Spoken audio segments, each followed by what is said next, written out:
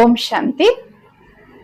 આજે આપણે એક એવી પ્રેરણાદાયી સરપંચની વાત સાંભળવાના છીએ, જે બહુ ધાર્મિક હતા, બહુ સજ્જન વ્યક્તિ હતા, સારા વ્યક્તિ હતા. છતાં એમનામાં શું કમી હતી જે ગામ લોકોને નડતી હતી? તો ચાલો સાંભળીએ. એક ગામ હતું જેમાં એક સરપંચ હતા, અને એ સરપંચ એટલા બધા સજ્જન વ્યક્તિ હતા કે ગામના દરેક વ્યક્તિ એમનાથી સંતુષ્ટ હતા. બધાને એમ થતું કે આટલા સરસ સરપંચ મળ્યા છે આપણને, અને બધા ખુશ પણ હતા. કેમ? કારણ કે કોઈ પણ આયોજન કરવાનું હોય, દરેક ધાર્મિક આયોજનમાં વિશેષ દોડાદોડી કરતા એ જે સરપંચ હતા. અને સરપંચ ખાલી દોડાદોડી જ કરતા એટલું નહીં, પોતાના તરફથી વિશેષ ફાળો પણ એમનો રહેતો. ગામવાળા તો ભલે ફાળો ઉઘરાવતા, પણ સરપંચનો વિશેષ ફાળો રહેતો. તન મન ધન બધી રીતે એ સહયોગી હતા, મદદગાર હતા. પછી ભલે ચાહે શિવરાત્રીનું આયોજન હોય, નવરાત્રીનું હોય, જન્માષ્ટમીનું હોય, કે ગામમાં કથાવાચકને બોલાવાના હોય, કે કોઈ સત્સંગ રાખવાનો હોય, કોઈ પણ કામ કરવાનું હોય, તો મંડપ બંધાવવાનો, જમણવારની તૈયારી કરવાની, કરિયાણું લાવવાનું, એ બધામાં સરપંચ આગળ પડી અને દોડાદોડી કરતા. અને બધું જ કાર્ય સુચારુ રૂપથી ચાલે એનું પણ એ ધ્યાન રાખતા. અને ગામના વધારે ને વધારે લોકો કથામાં લાભ લે, સત્સંગમાં લાભ લે, એના માટેની એ પૂરી તૈયારીઓ કરતા, પૂરું આયોજન કરતા. પણ ગામ લોકોને એમની શું વાત નહોતી ગમતી કે પોતે કથામાં ક્યારે નહીં બેસતા, એ પોતે સત્સંગમાં ક્યારે નહીં બેસતા. ગામ લોકો એમને કહેતા કે તમે કેમ નથી બેસતા? તમે તો બેસો, તમે આટલું સરસ આયોજન કરો છો અને તમે પોતે જ નથી હાજર રહેતા. તો એ બે હાથ જોડી અને માફી માંગી લેતા કે જો હું છે ને આ બધું કામ મારું નહીં, બેસવાનું મને ફાવે. તમે કહેશો એટલી બધી હું તૈયારીઓ કરી આપીશ, પણ મને આવું બેસવાનું ફાવે નહીં. હે ને, કથામાં હું બેસી ના શકું, મારે હજારો કામ હોય, એવું બાનું કાઢીને છૂટી જતા. ગામ લોકોને થતું કે આ વ્યક્તિ આટલા બધા પુણ્યશાળી છે, ધર્મમાં આટલું બધું માનનારા છે, અને આટલા બધા સેવાભાવી છે, છતાં પોતે તો કથા કોઈ દિવસ સાંભળતા જ નથી, પોતે સત્સંગમાં બેસતા જ નથી. તો એમનું કલ્યાણ કેવી રીતે થશે? એટલે એમના કલ્યાણ માટે આપણે કંઈક કરવું જોઈએ. એ આપણા બધા માટે આટલું બધું કરે છે, ગામ માટે જો આટલું બધું એ કરે છે, તો એમના કલ્યાણ માટે પણ આપણે કંઈક આયોજન કરવું છે. બધા ભેગા થાય છે ગામના અમુક વિશેષ વ્યક્તિઓ, અને કંઈક નક્કી કરે છે કે આપણે આવું આવું કરીશું. બધા કહે છે હા, હવે આવતી વખતે જ્યારે આપણે કથા બેસાડીએ ને ત્યારે ચોક્કસ આપણે આવું કરીશું. એવું નક્કી કરીને છૂટા પડે છે.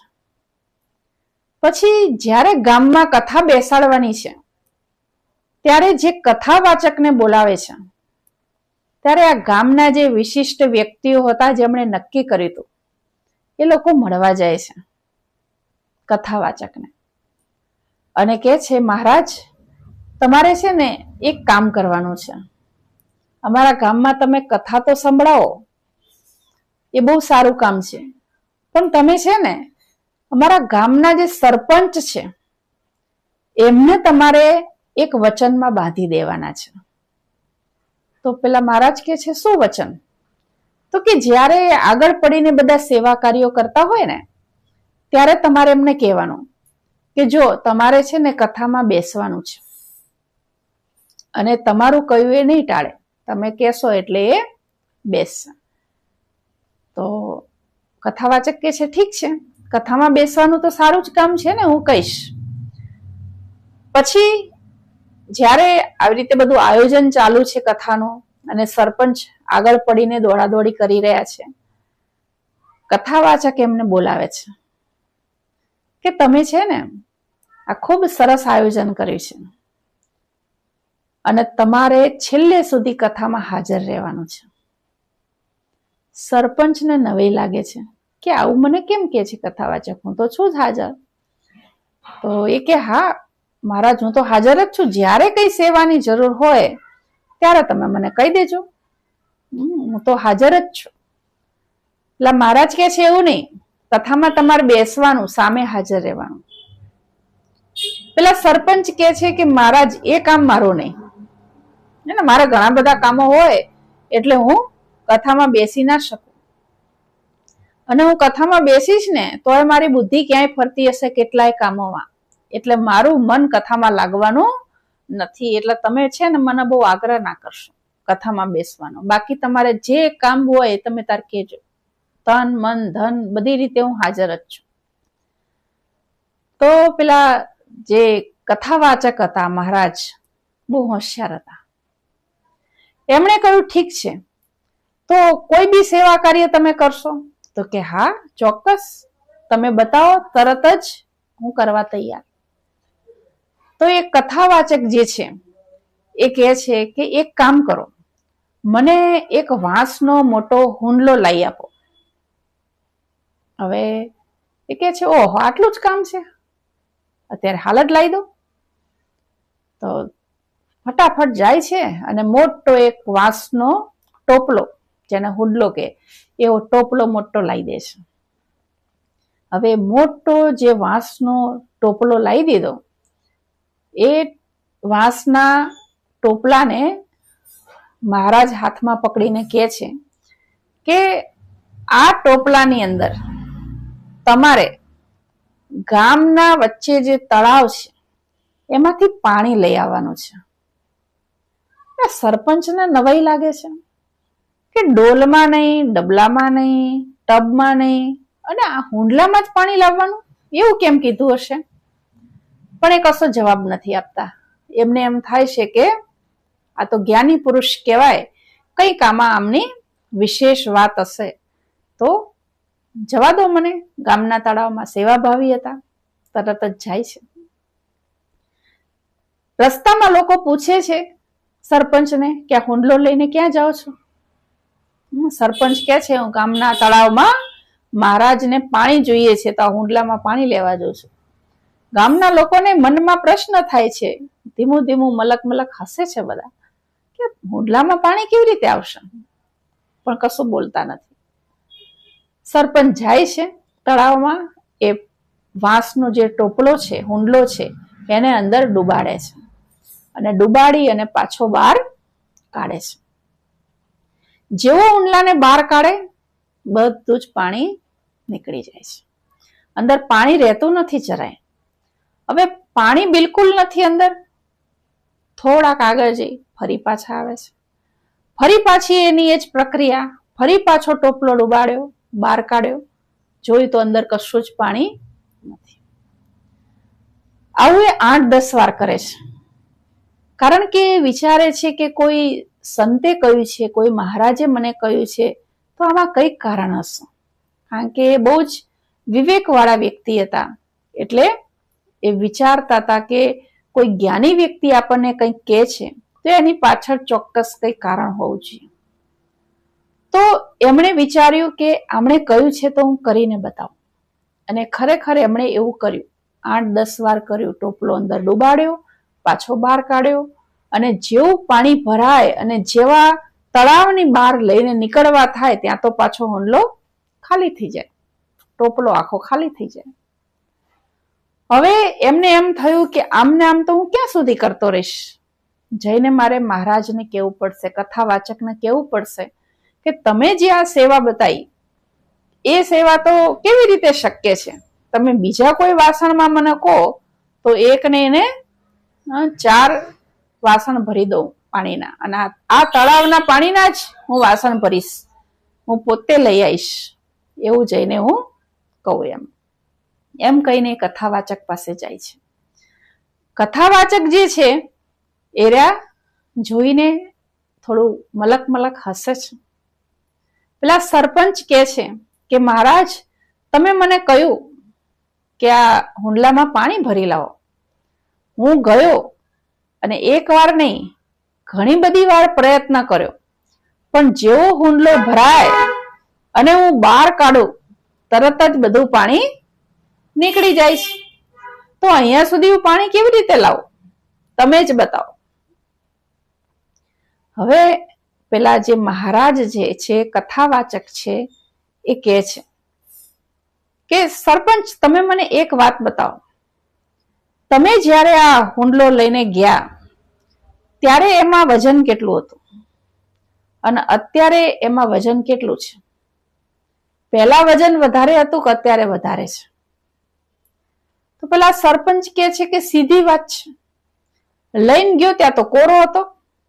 કોરો હોય એટલે તો વજન ઓછું જ હોવાનું, પણ આના વારંવાર મેં પાણીમાં ડુબાડ કર્યો એટલે આખું જે આ બધું વાંસનો બનેલો ટોપલો છે બધો પલળી ગયો. વાંસ બધું પાણી વાળું થઈ ગયું એટલે હવે આ ટોપલાનું વજન વધી ગયું. મહારાજે સમજાયું કે જો ટોપલામાં પાણી નથી રહ્યું, પરંતુ એનું વજન તો વધ્યું ને. ભલે અંદર તમે પાણીમાં ડુબાડ્યો, બહાર કાઢ્યો, ડુબાડ્યો, બહાર કાઢ્યો, પાણી બધું નીકળી ગયું, પણ એનું વજન પહેલા કરતા વધી ગયું. સરપંચને ખબર પડી ગઈ કે મહારાજ શું કહેવા માંગે છે. મહારાજે વિસ્તારથી સમજાવ્યું કે જો જેમ ખાલી ટોપલો હતો અને આ પણ ખાલી જ છે, પરંતુ પાણીમાં ડુબાડવાથી એની અંદર પાણી નથી દેખાતું, છતાં એનું વજન વધી છે. એમ તમે કહો છો કે હું સત્સંગમાં બેસીશ તો મારી બુદ્ધિ સત્સંગમાં નહીં લાગે, કારણ કે મારું મન ગમે ત્યાં ભટકતું રહે છે અને ક્યાંય ફરતું રહે છે. એટલે મારું મન સત્સંગમાં લાગવાનું નથી, તો મારે બેસીને શું કરવું છે? તમે એવું વિચારો છો. પરંતુ તમે સત્સંગમાં બેસી તો જુઓ. ભલે તમારી અંદર સત્સંગ રહે કે ના રહે, પણ તમે ભીંજાયા વગર રહેશો નહીં. તમારી કિંમત ચોક્કસ વધશે. જેમ આનું વજન વધ્યું એમ તમારું વજન વધશે, મતલબ તમારી કિંમત ચોક્કસ વધશે. પેલા સરપંચને આ વાત સમજણ પડી ગઈ કે આ કથાવાચક શું કહેવા માંગે છે. હું કથામાં બેસતો નથી, એટલા માટે આ શિખામણ આપવા માટે મને આ હુંડલો લઈને પાણી ભરવા એમણે મોકલ્યા હતા. ઘણીવાર આપણે બધા એવું વિચારીએ છીએ કે આપણી પાસે સત્સંગનો ટાઈમ નથી, અથવા ઘણા લોકો એવું વિચારે કે મને તો કઈ ખબર જ નથી પડતી, બેસીને શું કરવાનું, ખબર તો પડતી નથી. પણ ભગવાન કહે છે કે સારી જગ્યાએ તમે થોડીક વાર બેસો ને, જેમ એવી કહેવત છે કે કથામાં બેસવાથી કાન પણ પવિત્ર થાય. ખરેખર કાનને પવિત્ર કરવાની જરૂર નથી, એ તો આત્માની અંદર જ્યારે જ્ઞાન ઉતરે છે ત્યારે આત્મા પવિત્ર બને છે. પરંતુ આ કહેવત એટલા માટે બની કારણ કે તમે જ્યારે સારા કાર્યમાં જોડાવ છો, સત્સંગમાં કે કથામાં કે કોઈ સારી જગ્યાએ તમે બેસો છો, તો બે શબ્દ પણ તમારા જીવનમાં ઉતર્યા વગર રહેતા નથી. અને જીવનમાં ઉતરે છે એટલું જ નહીં, પરંતુ એ તમારું વજન વધારી દે છે. વજન એટલે શરીરના વજનની વાત નથી અહીંયા, પરંતુ આત્માની કિંમત, આત્માની વેલ્યુ વધી જાય છે. એ માણસની કિંમત વધી જાય છે. તો આ નાનકડી વાર્તા આપણને ખૂબ સુંદર પ્રેરણા આપે છે કે આપણે બધા પણ જો સારા કાર્યમાં જોડાઈએ છીએ, કે સારા કાર્યમાં થોડોક સમય આપીએ છીએ. ઘણીવાર આપણને એવું લાગતું હોય કે આ બધું તો આપણને યાદ રહેતું નથી, આપણે તો સમય બગાડીએ છીએ. પરંતુ સમય બગડતો નથી, સમય સફળ થાય છે. કારણ કે જેટલો પણ સમય તમે એની પાછળ વાપર્યો, એ બધો જ સમય તમારી કિંમત વધારવા માટે થાય છે. તો આપણે બધા પણ આ વાર્તા પરથી પ્રેરણા લઈ કંઈક સંકલ્પ લઈએ કે આપણા જીવનમાંથી પણ થોડોક સમય આપણે એવા કાર્યો માટે કાઢીએ કે જે કાર્યો પરમાર્થ માટે હોય અથવા લોકોપયોગી હોય, ફક્ત સ્વાર્થ માટેના ન હોય તો ચોક્કસ આપણા જીવનની કિંમત પણ વધી જાય છે, આપણું વજન પણ વધે છે. આ વાર્તા પરથી આપણે બધાને જરૂર કંઈક પ્રેરણા મળી હશે. શું પ્રેરણા મળી જરૂરથી જણાવજો. અને તમે બધા આ વાર્તાઓ ક્યાંથી જુઓ છો એ પણ કોમેન્ટમાં જરૂરથી જણાવજો અને શેર પણ કરજો. ઓમ શાંતિ.